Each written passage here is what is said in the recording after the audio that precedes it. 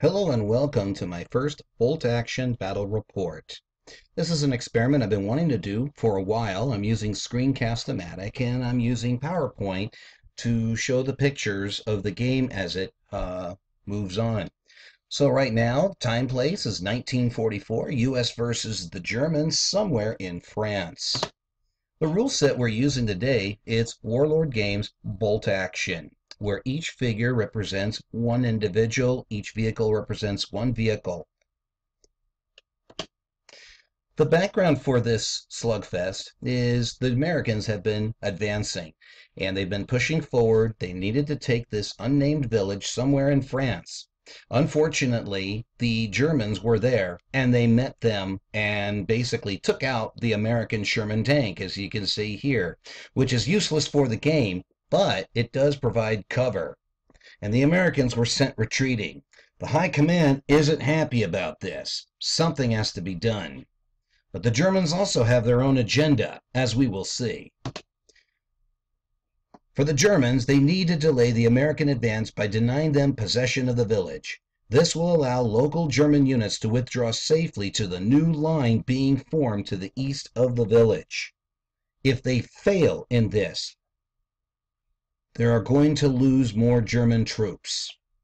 If they succeed, that means part of the German army will be saved. For the U.S., the American objective, the Major wants to establish battalion headquarters in the village to continue pushing the Germans back. Seize and hold the village until reinforcements arrive, which is outside the scope of the game, but that's the big picture. Game length is about 7 turns. Now, the way that the game works, each unit, it could be a squad of anywhere between 5 to 12 men, or a support weapons team, or an individual officer, they get an order dice. They have 6 types of orders. All the dice are put into a bag or a cup from the Germans and the Americans, and it is randomly determined who goes first. When the die is chosen, it's either gray or green. Gray for the Germans, green for the Americans. There are 6 possible orders that they can execute, and we'll introduce those orders as we go through the game. But for now, that's the basic idea behind this. So this is the map of the area, and as you see here with the cursor, we have got our destroyed Sherman. Bummer for the Americans. We have our roadway here. Now, the buildings that are really important for the village, this one, and this one. Those are the 3 buildings the Americans need to take completely from the Germans. The Germans just need to hold the village. What does that mean by holding the village? If the Germans still hold on to 1 or 2 or all 3 of the buildings, they've won the game, and they have allowed a delay for their friends to get safely behind the new line that's being formed to the east. So that's what's at stake. For the Americans, if they lose, it's another frustration, and they need to do something about it the next time.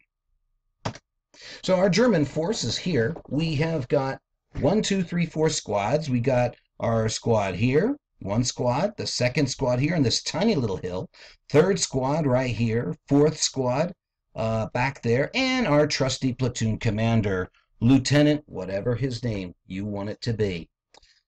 Anyways, typically, though, German squads are about 10 guys to a squad, but if you notice, these squads are under strength, which is pretty typical for real life. It was very seldom that squads would be at full strength.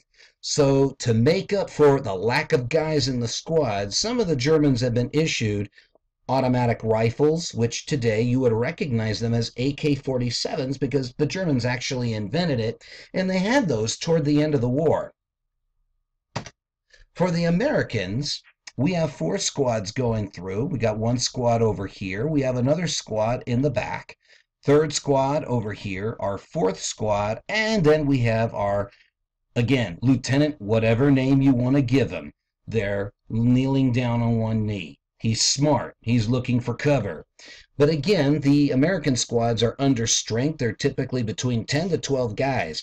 But recent fighting, replacements have not been coming in. They have rifles, they have carbines, and they have Browning automatic rifles. So small arms for all intents and purposes. There is no other support for the Americans to do this. So the Germans they're setting up on their side of the board, and you can see where the squads are spread out. For the Americans setup, you'll notice that they too are also spread out on the edge. And if you notice, two of the American squads, along with the lieutenant, are in the forest. This is good for cover. That's very important. You do not want to get caught in the open. That's really bad because it's a lot easier for the enemy to hit you. So, for the sequence of turn one, okay, for the Germans and the Americans, I made it basically where they moved, okay, and they were all given run orders. So one order is run, where they can go and move up to 12 inches through terrain. They can't shoot, however. That's the difference. Because normally if they have the advance order, they can move 6 inches and shoot with a penalty. But for now, they have to run. They're trying to get to their objective as soon as possible. So if you notice, you got Germans already here in the woods. You have some Germans hanging back in the grain field, which doesn't offer protection against bullets, but it does offer concealment. Makes it a lot harder for the enemy to see you. These guys here, if you notice, they're going right for this building. That should not be a surprise because stone buildings offer wonderful cover against bullets. Here's the other squad that also is trying to get into this building. So here's a worm's eye view of what's happening. So you can see two squads there, one in the grain field and one over by the building. Here's the other squad that's taking its cover, going for the building. You can see the order dice on the back of it with the different orders written on it. So what about the Americans? Well, for turn one, you have to think cover. Cover is important because if you advance in the open, if the enemy fires on you, that's a big advantage for the enemy. You don't want that to happen. So if you notice, you look at the first squad here, they're taking cover behind the stone wall. Here, you've got the two squads taking cover again in the woods. They are moving forward in the woods. Except that one guy here. That might be a problem. He has to be careful. Now, these guys, if you notice, they're taking cover behind the Sherman tank. Even though the tank is knocked out and it can't be used anymore, they can hide behind the Sherman tank as cover and then go into the woods into the next turn. So I'm giving you a little bit of a reasoning. Why are these guys moving the way that they are?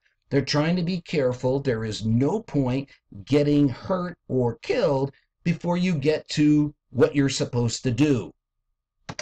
Okay, so there's a close-up of the Americans in the woods and a close-up of the Americans behind the wall, and you can already see the Germans in the background over there, but for our purposes, they're not seeing each other yet. Everybody is scurrying, they're running. The Americans had run orders also. They can't shoot.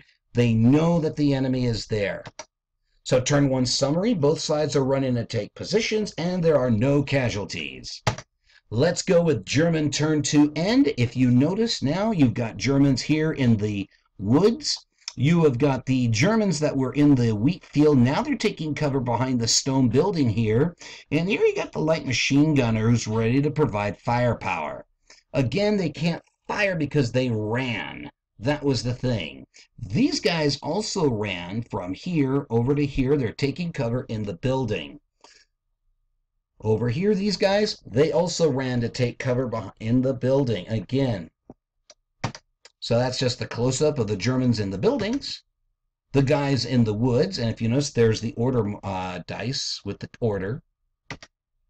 And then these are the two German squads now that are in the building or around the building taking cover of it.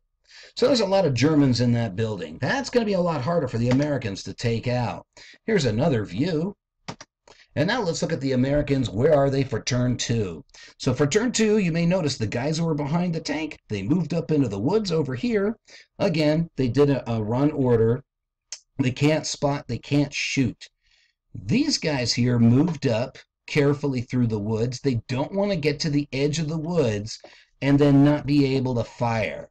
The other guys who are also in the woods also moved up behind, if you notice, because they are ready to provide extra firepower if things go wrong. Over here, the guys who were behind the wall, they hopped over the wall and they ran to get into that building and secure it. That's a key thing because that's an objective. And in the game, to win the game, there's two ways to win. You can either break the other guy's units, break meaning they want to run away from the field and you cannot rally them to continue the fight, so they give you the field by leaving. Or you're taking the building. So far the Americans have taken one building, the Germans have taken two. So here's a close-up of the Americans in the woods. And here we have one American squad in the building and they're taking advantage. You got guys at the windows and the doorways there. And here's the other guys in the woods with the burning Sherman in the foreground. And here's the overall map. As you can see, the Germans are firmly entrenched in this building and this building. They are also in the woods. You have the Americans here in the woods. Also, you've got another American squad here in line formation in the woods. The other squad is off the picture, and you got these guys here in the building. Yeah, this next turn is going to be brutal. So both sides are in the village buildings. There are no casualties. With that, ladies and gentlemen, this ends part 1 of this summary. What's going to happen? Only the dice, as they get drawn out of the cup, are going to tell us who fires first, and we'll get to that the next time.